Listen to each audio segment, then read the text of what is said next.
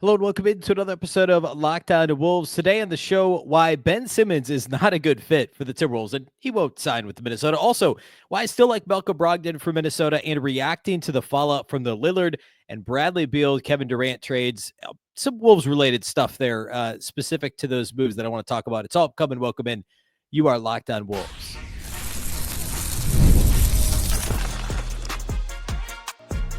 You are Locked On Timberwolves, your daily Minnesota Timberwolves podcast. Part of the Locked On Podcast Network, your team every day. Hello and welcome to the Lockdown Wolves podcast, part of the Locked On Podcast Network, your team every day. My name is Ben Beecken. I'm the host of Lockdown Wolves. Today's episode is brought to you by FanDuel. Right now, new customers can get $150 in bonus bets when your first $5 bet wins. Happy Wednesday, everybody. Happy hump day. Today on the show, I want to get into a bit of free agency discussion, a couple specific players that there's been a little bit more, Minnesota chatter about them, specifically Jake Fisher talking about the possibility of Ben Simmons. Don't worry, I'll explain why I hate it. We'll also talk about Malcolm Brogdon, who I brought up several times before on the show, and then also kind of the fallout from the Damian Lillard returning to Portland, signing the discussion that the Wolves were really in on him. And then also, I think the bigger one is the reported package that Minnesota was at least considered putting on the table, if it wasn't on the table, for Kevin Durant, that has now come out now that Bradley Beal's out of Phoenix, and so is Kevin Durant. So, what did that trade package look like? And was it a good idea in the first place for Minnesota? So I want to get into that a bit related to the Durant stuff. I think it's still fascinating to kind of look at this alternate path. And I think it also tells us just the levels to which Tim Conley will go to improve this roster, right? And the risks he would be willing to take on potentially. But then, the not getting the extension is a bridge too far for him. So we'll break all that down later on the show. A lot to get to today, obviously. A big thank you, first of all, for making Lockdown Wolves your first listen every single day. Of course, this show is free and available everywhere. That includes YouTube, as well as all of your favorite audio platforms. Wherever you like to listen to podcasts, you can find Lockdown Wolves. You can also watch on the Lockdown Sports Minnesota app on both Roku and Amazon Fire TV. All right. Free agency updates. So I want to start with the Ben Simmons report. And this is Jake Fisher, right? Formerly of a lot of places, Yahoo and I think SI. Now I can't remember where he was previously, but currently he's with Bleacher Report and writing with let's see, this was on a Bleacher Report stream that Jake Fisher discussed basically the remaining kind of guard wing market. And he talked about the Kings and the Knicks as places that Ben Simmons, maybe the most likely destinations for Ben Simmons. He also talked about Russell Westbrook, Malcolm Brogdon. But related to Simmons, he says, this is a Fisher quote, he says, "I personally think Ben Simmons would be interesting in Minnesota, but I haven't heard that they have interest in him." So let's start there. And I'll explain why I don't think Minnesota has any interest in Ben Simmons, nor should they. I think it's important to first point out Ben Simmons is still a rotation caliber NBA player. We'll say it that way. He played 51 games last year, obviously injury, off-court stuff, 15 games the year before that, 42 the year before that. He has not played in more than 58 games since 2018-19. That said, when he plays, he's still a top flight defender. Like, his impact is all defensive team worthy conversation, at least, right? Like, he's that good defensively. You look at all the on-off numbers, look at all the stuff that shows his impact on the defensive end of the floor, and it is very, very real. And it's in a lot of ways just as good as it was when he was in his prime, which it's weird to talk about a guy who is turning 29 this year and talking about like way back when he was in his prime 5+ years ago. But, he didn't play in the 21-22 season, the holdout, the back injury, etc. And then he's been a completely different player. It's actually really wild when you look at his basketball reference. Like, everybody knows that he's been a different player and a lot of stuff has gone on in his life. But man, he was an all-star 3 straight years. He won after winning Rookie of the Year in his first year, all defensive first team twice, Defensive Player of the Year, finished 4th one year, and 2nd in Defensive Player of the Year voting, was All-NBA 3rd team in his 3rd season, and actually finished 12th in MVP voting in his final year in Philadelphia, the 2021 season, so the second COVID-shortened season. And that was around when we heard all the discussion of could he end up in Minnesota. There was, a couple year stretch there where it was like, okay, is he the most likely superstar for the Wolves to end up with? Gerson Rosas was interested in him, all those reports. Like really, really good. Like a top, easily top 20, probably a top 15 player for most of that time. And then after the injury and some of the off the court stuff and just, kind of not playing for a variety of reasons, it seems like, now we're talking about a guy that is still really impactful defensively, but there's no offensive positivity or nothing positive he's doing for your offense. Like he was borderline unplayable for a good Clippers team on the offensive side of the floor down the stretch last year. And it's the craziest thing because it's not like he ever shot threes. Like obviously, and this is the reason I'm going to give for why the Wolves wouldn't be interested in him, but he was never like a floor spacer, but he was a really good point guard and a great passer. The assist rate is in the same neighborhood that it was in Philadelphia, but the turnover rate is astronomical, and he's not getting to the free throw line anymore. He's not driving into the paint. He's contact diverse. I mean, his last year in Philadelphia, his free throw rate was almost a 0.5, which means that nearly half the time he was attempting a field goal, he was also getting a free throw for it. Almost a half free throw attempt per field goal attempt, which is just bonkers. And now, over the last couple of years, Brooklyn Clippers, we're talking like between a 0.2 and a 0.24. And last year, actually, it was a 0.15 free throw rate. So minuscule compared to what it was in Philadelphia. So you don't get to the line and you turn it over a bunch. It really mitigates the effectiveness of your assist rate. And you're still not shooting threes. So Ben Simmons is a clear net negative offensively. And if you're Minnesota, you can't add another net. You can't add another non-shooter, frankly. I mean, they kind of did with Kyle Anderson, and it worked to the tune of, 8 seed one year, or I guess it was 8 seed. The 8 lost to Denver one year, and then the next year they get to the conference finals. But the offense was never very good. It finished middle of the pack, 16, 17 in offense, and part of that was any sort of a Kyle Anderson, Rudy Gobert lineup, as good as they were defensively, there were 2 non-shooters, and that just doesn't work when you're trying to create space for Anthony Edwards. And also, in today's NBA, you really can't play 2 guys that can't shoot threes together. And Kyle Anderson was at least like he could, like functionally shoot a 3-pointer. Ben Simmons does not. Like Ben Simmons hasn't attempted a 3-pointer since 2023, and he attempted 2 that season. The last 2 years, he attempted 0 3-pointers in like a total of 70 games, 65 games. But it's not just that. There's just no outside shooting threat. He doesn't shoot outside the paint, and he barely ever touches the paint. And the turnover rate on top of that, which is also a function of that, right? If teams know you're not going to shoot threes and they're not afraid of you scoring in the paint, they're going to know exactly what you're trying to do, and that's pass.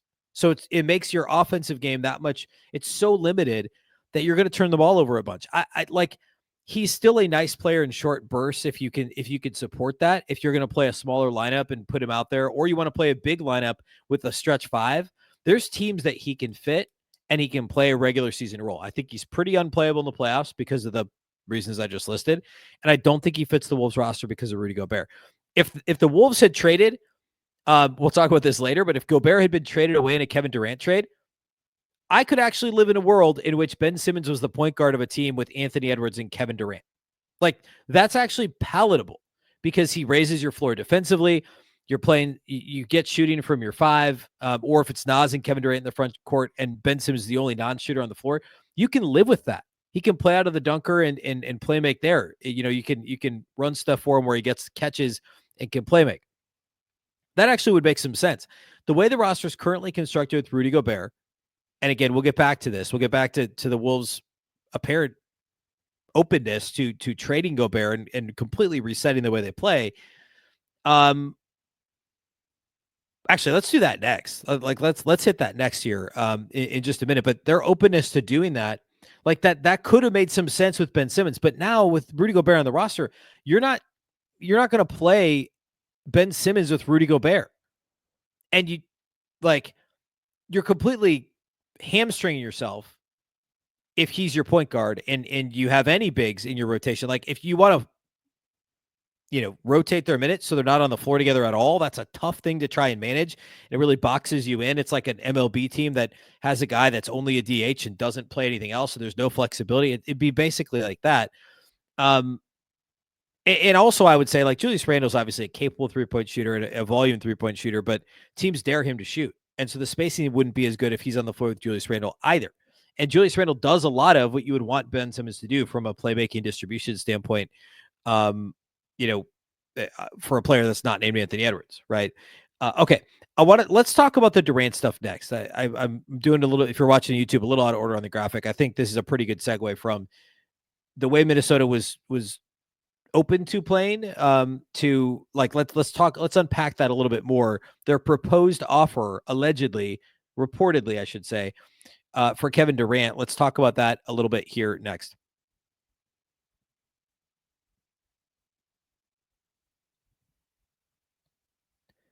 Today's episode of Locked On Wolves is brought to us by our title sponsors at FanDuel. Summer sports are in full swing. If you're all about baseball under the lights, obviously I am. I just made a baseball reference in the last segment. Golf on the green or high-stakes soccer action, FanDuel is the best way to make every game even more exciting. You're already following the action, so why not make it a little more thrilling? With FanDuel, you can get in on the game while your friends are getting sunburned at the beach. If you're watching the games, just make it that much more fun. Have FanDuel be your companion for it. You can track your favorite matchups in whatever sport it is. The app will keep it fresh with new daily promotions and fun ways to bet. It is so easy to use, it's fast to pay out, and it makes even regular season games feel like must-watch events. Whether you're placing a same-game parlay or maybe just want to watch your bet ride into the ninth inning, FanDuel will make it feel like you're part of the action. New to FanDuel, new customers can bet just $5 and get $150 in bonus bets if your first bet wins. Open the FanDuel app today or visit FanDuel.com to get started.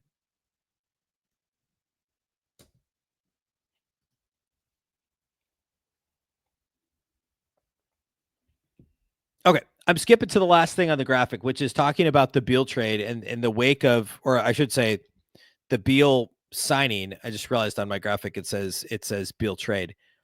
Beal signing / Kevin Durant trade. That's what I want to talk about. And the Wolves part and all that. So we knew Minnesota had interest in both of those guys. Phoenix was going to break up that duo. Both of those guys wanted out ultimately. I know Beal took a little longer to make that choice, but like that's what was going to happen.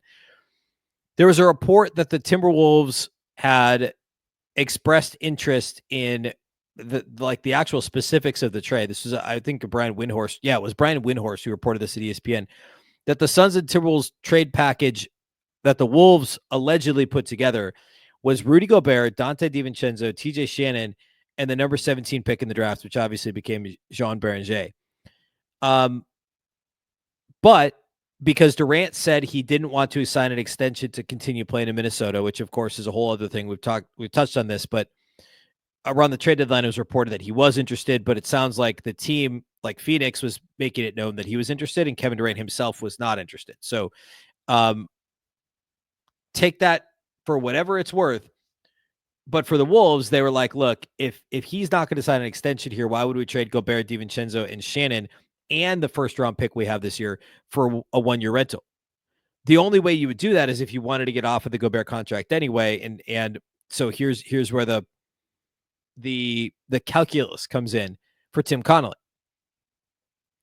Would, say, 3 years of an aging Kevin Durant and whatever they would have then backfilled the roster with be more valuable than Gobert, DiVincenzo, Shannon, and what the pick that became Beringer? In a vacuum, I think that's debatable. I do. Durant is still a better player than Rudy Gobert in a vacuum, and he's certainly a better player than DiVincenzo or Shannon. But you're fundamentally changing the way you play if you're essentially swapping your center.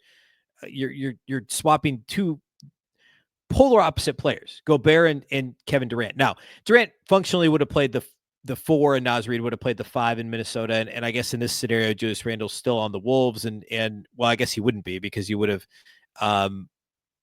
well, actually, no, he would be in this scenario. So like, that's likely what the front court looks like then for Minnesota is, hey, it's some combination of Durant, Randle, and Naz. Like maybe they could, I think they only could have kept one of those two. But what you're doing is you're swapping out your non-shooter for a big that is a shooter, but otherwise isn't really a big. He's not going to protect the rim. He's not going to rebound a ton as far as being a big. He's still a good defender, but not what he was, right? So the only reason that makes sense is if you think we are going to need to pivot this thing eventually anyway, and this makes our offense that much more potent this year. We think we'll be good enough defensively because, again, in this scenario, you maybe they probably wouldn't be able to keep Nikhil in that scenario, but like you play a little more Jalen Clark, whatever. We think the defense is going to be fine. The offense will be great, and perhaps the team's better in the short run. But in the long run, it allows us it opens a different window for us. We close the Gobert window that got us to the conference finals twice, and we open up this new window. That is what Minnesota was allegedly open to doing. And on top of that, losing TJ Shannon, who I think if that's the window you're opening, like, and I'm sure Phoenix wanted TJ Shannon, but if Minnesota could have included almost anybody else, obviously not Jaden McDaniels or Anthony Edwards, but if they could have included, I would have traded Rob Dillingham before Terrence Shannon. I know that was one of the names tossed around, but if the Wolves were going to go all like play fast, play small, Durant's a big, and Gobert's gone, you want TJ Shannon because he's one of your few, like, he's a two-way guy, great in the open floor, volume, distance, three-point shooter. You'd want that guy on the team. And you'd probably want a bigger point guard, like I talked about last segment. Maybe in that scenario, like this is a completely alternate universe now, but say Gobert's gone and Durant's in, and you get to keep TJ Shannon, you trade Dillingham, you sign Ben Simmons, so now your point guard is a combination of Mike Conley and Ben Simmons. You still have Ant, you have Durant, you have one of Naz or Randle, and it's just a completely different team at that point. And you're essentially inverting what Minnesota has now, which is a non-shooter at the 5 in Gobert and a little light at the 1, but you can't add another non-shooter like a Ben Simmons. So it's just a fascinating kind of alternate track that this thing could have been on. And then ultimately when Phoenix said, well, no, or Durant's camp said, look, we're not going to sign an extension, then Minnesota was like, well, of course that's not worth 1 year. That's not worth a rental. Prime Kevin Durant, have that conversation. You would still have that conversation. Like the prime Kawhi thing, right? What Kawhi Leonard did when he went to Toronto. That's what Toronto did, was they're like, well, we want to win a title. And it worked out for them. Lots of things had to go right, but it worked out for them. And then he was gone. Could have been like prime Kevin Durant's another conversation. Would you get out of the rest of Gobert's contract, which is now reasonable, but only 3 more years, and include some real assets? Plus Gobert is still a good player. If you think prime Durant lifts you to a title this year, probably. That's probably something you do. And then you hope against hope you can maybe convince him to sign an extension over the course of the season. You win a title, whatever, and he wants to come back. But not 37-year-old or whatever he is, Kevin Durant. Like, that doesn't make sense for 1 year. And so Minnesota rightfully said, no, we're not doing this. Just fascinating, though, that it was a real consideration for the Wolves that was the trade package. When I first looked at the possibility of Minnesota getting Durant, in my mind, it was some sort of sign and trade. Something like, you're not going to give up that much for him. But this was a real trade package that they looked at. That's a lot of dudes for a really old player who's not won at a high level in a little while, but still is a really good player. Just fascinating to think about how this thing could have played out. And ultimately, Tim Connelly, and I would not describe Tim Connelly as risk averse, he weighed his options and he was like, look, standing pat, a team that is going to gel, and this is year 2 of Randle playing with both Ant and Rudy Gobert, this team should naturally progress. Ant getting a year older and more experienced. Guys like TJ, like, could there be some regression from going from Nickeil Alexander-Walker to some of these young wings? Yes. But those guys should be better than they were last year, right? Like, that's the whole idea, is you got them ready over the course of last season. So, all that calculus, Tim Connelly was like, all right, we'll stand pat. Like, this is the best option for us right now. And I agree with it wholeheartedly. If that was the package, I would 100% agree with what Tim Connelly landed on. Okay, let's go back and talk a little bit about other free agents, specifically Malcolm Brogdon, I've talked about before. I want to talk a little bit about the Dame stuff as well. And that's how we'll close out today's show.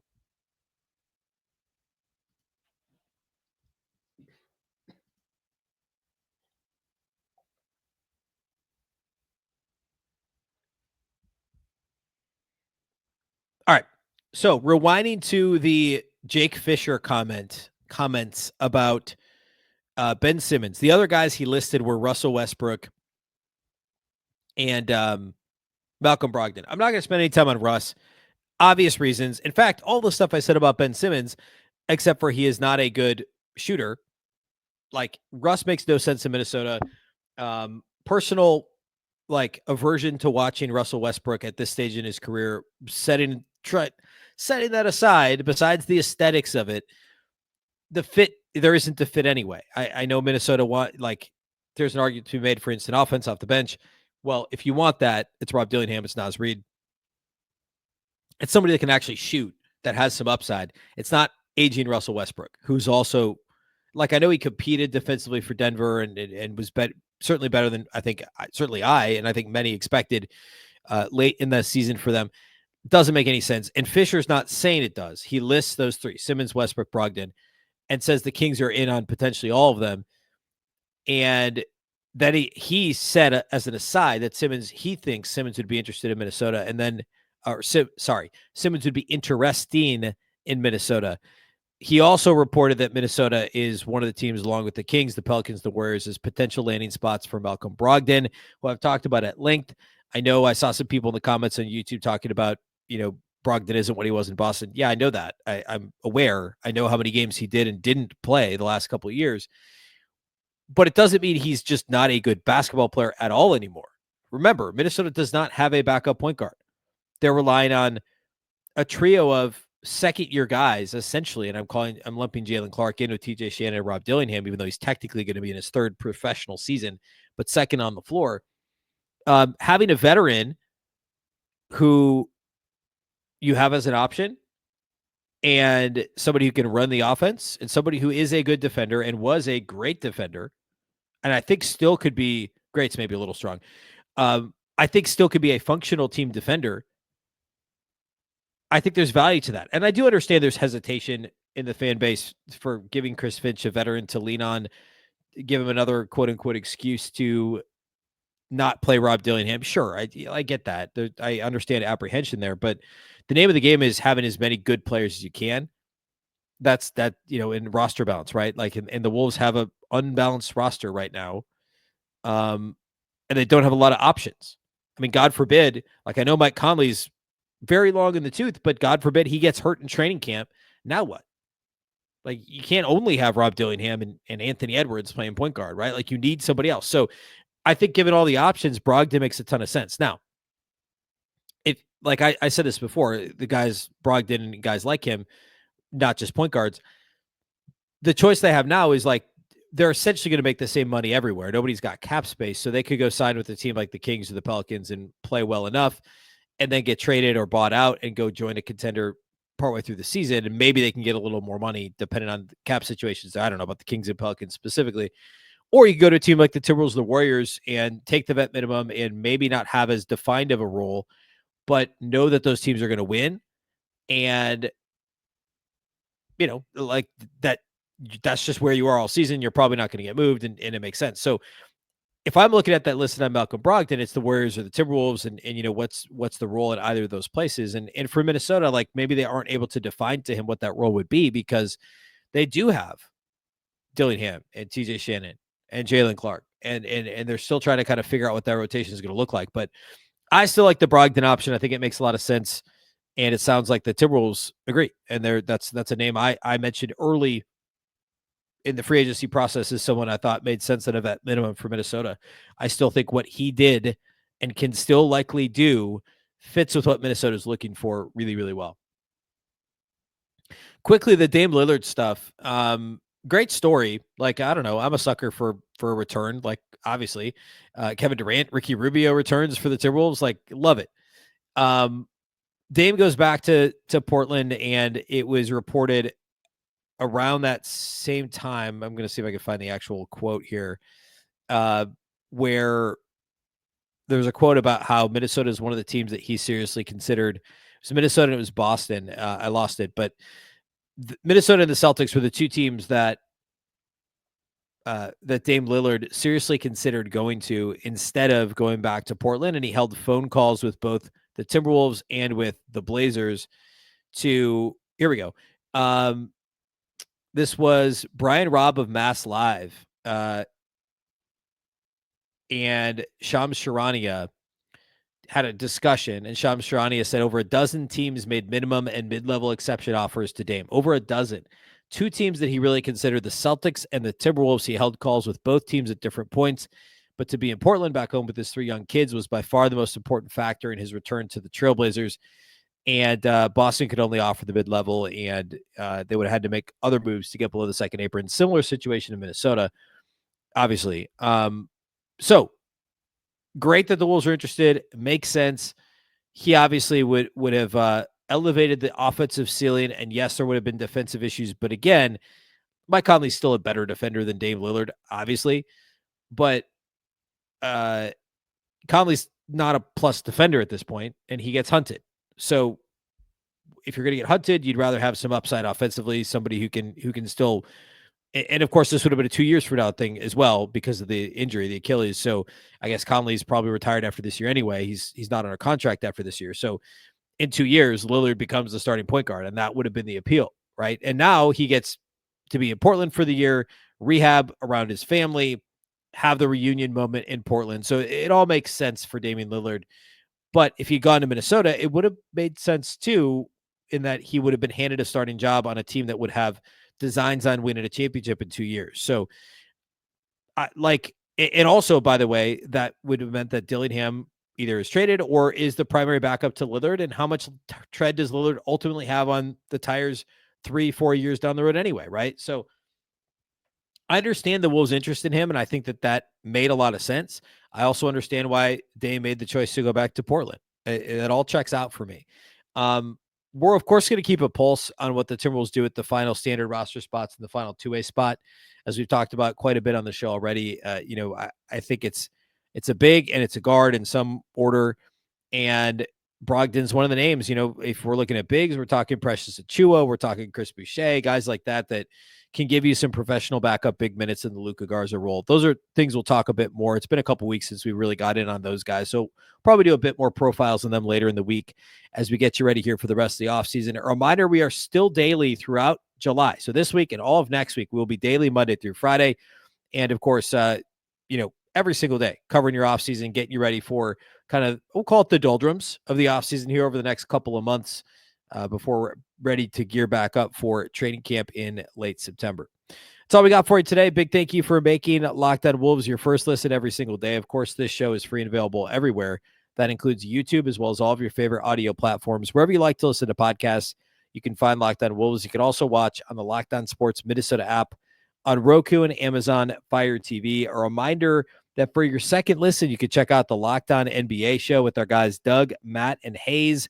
They'll keep you up to date on everything in the offseason to help you be the most informed NBA fan. You can find Locked On NBA on YouTube or wherever you listen to podcasts, part of the Locked On Podcast Network, your team every day. And this show, as well, is part of the Locked On Network. Of course, your local experts on all the biggest stories. Once again, I'm Ben Beecken. This is the Locked On Wolves podcast. We'll catch you next time.